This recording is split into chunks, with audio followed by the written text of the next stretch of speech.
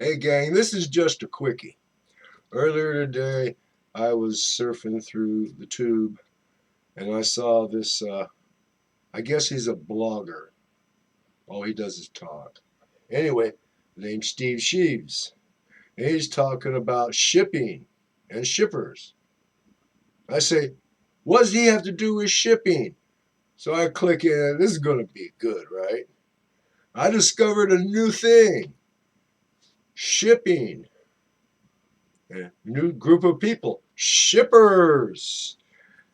These are people who, in their fervent imaginations, create sex and sexual situations between TV and movie characters.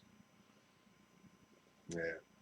He was talking about Star Trek, a whole bunch of situations where it's obvious that these two are having sex, or at least these people out there think they were.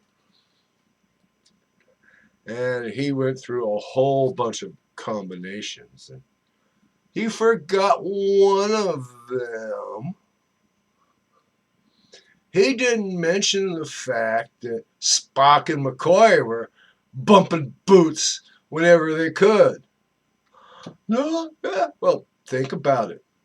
Those two are always sniping at each other like a married couple. Could there be a connection there? Good night from California.